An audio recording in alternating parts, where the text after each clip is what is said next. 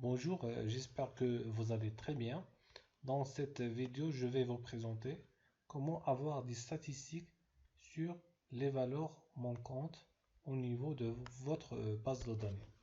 Donc, j'ai une petite base de données de trois variables avec 18 observations, comme vous voyez là, 1 jusqu'à 18, avec trois variables.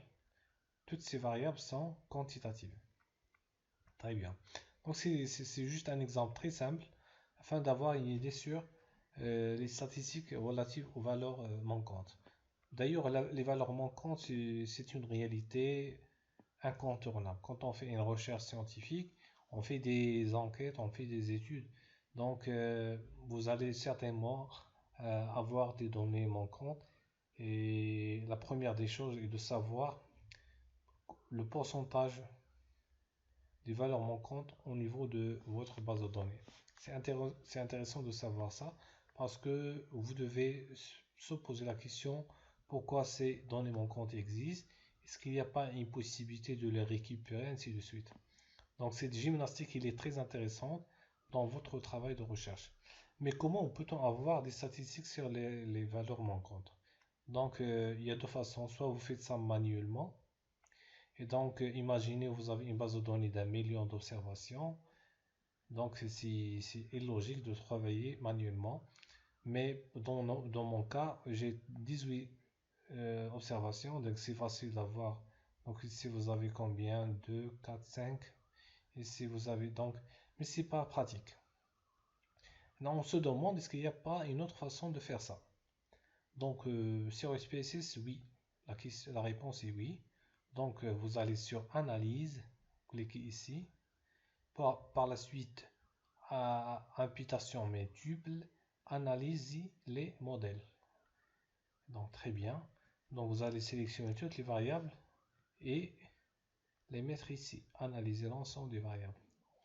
Et par la suite, vous allez sur les résultats. Donc, je dois cocher récapitulatif des valeurs manquantes. C'est intéressant également pour moi. Les modèles de valeurs manquantes, les variables présentant la fréquence des valeurs manquantes.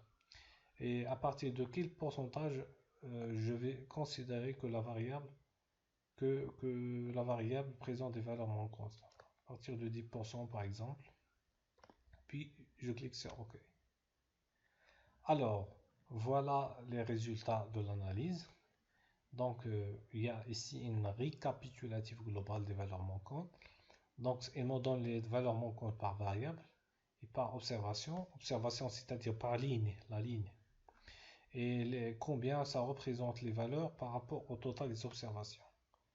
Donc, comme vous voyez là, j'ai trois variables et chaque variable est présente des valeurs manquantes. Ce qui fait 100% des variables ne contiennent pas des données complètes. Donc, 100% des données incomplètes.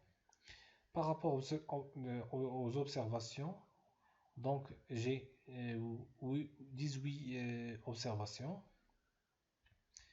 Ce qui fait j'ai 9 lignes qui présentent des valeurs manquantes et 9 lignes qui présentent des données complètes.